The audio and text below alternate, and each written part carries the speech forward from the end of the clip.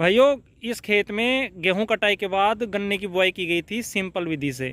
और किसान भाइयों की ये शिकायत रहती है कि गेहूं कटाई के बाद कल्ले इतने बढ़िया नहीं निकले, जमाव बढ़िया नहीं आया।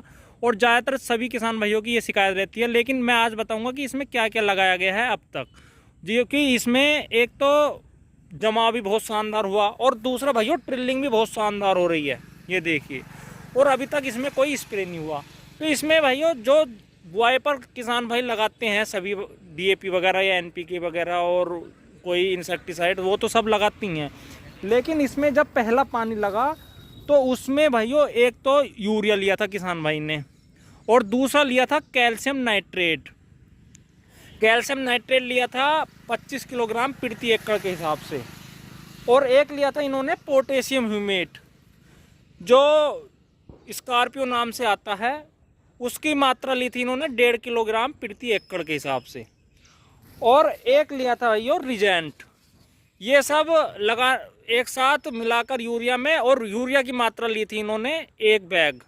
और ये सब एक साथ मिलाकर इन्होंने भाइयों खूड़ डाला था, बखेरा नहीं था, खूड़ डाला था। और खूड़ डालने के बाद इन्होंने पानी दे दिया। पानी देने के बाद जैसे ही दोबारा पानी मांगने का नंबर आया तो भाइयों इन्होंने थोड़ा सा पानी लेट दिया। और जैसे ही इन्होंने पानी लेट दिया तो भाइयों, और फिर जैसे ही इसे खेत को आम भाषा में चटकी कहते हैं, जैसे ही भाइयों झटका सा लगा तो फिर इन्होंने जब पानी दिया, इतनी ज़ोर से कल्ले आए इस खेत में। और रंग भी आपको दिख रहा होगा कितना शानदार है, ये देखिए। और खेत बिल्कुल भर गया है और ऐसा लग रहा है कि ये ज़्यादा मतलब कि नेड़ा हो गया है। जैसे ये 30 इंची पर दूरी है खूड़ से खूड़ की, तो ये 36 इंची पर होनी चाहिए थी। इतनी जोर से जमाव हुआ है इसका।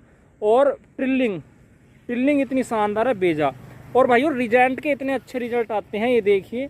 इसमें ना तो कोई थ्रिप्स वगैरह दिखाई देने का आपको, क्योंकि इस टाइम थ्रिप्स बहुत आ रहा है। क्योंकि 13235 में टॉप बोरर तो नहीं दिखाई देता, कोई पौधे में आता, लेकिन थ्रिप्स बहुत है गेहूं कटाई के बाद के गन्ने में। तो भाइयों इसमें थ्रिप्स का भी आपको नामो निशान नहीं मिलने का। और इन्होंने भाइयों नीचे से रिजेंट लगाई थी इसी बेस पर कि कोई कीट वगैरह ना बैठे, और बैठे तो उसका इतना बढ़िया वो ना आए, मतलब कि कोई साइड इफ़ेक्ट ना आए कीट का।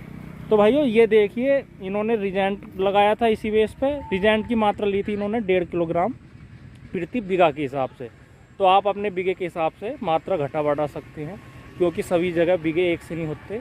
और एकड़ के हिसाब से मात्रा ली थी इन्होंने भाइयों 6 किलोग्राम प्रति एकड़। तो भाइयों 3 आइटम लिए इन्होंने, तीनों का बढ़िया रिजल्ट लिया रहा। आप भी कमेंट में करके बताएं कि आपका गन्ना कैसा हो रहा है और गेहूं कटाई के बाद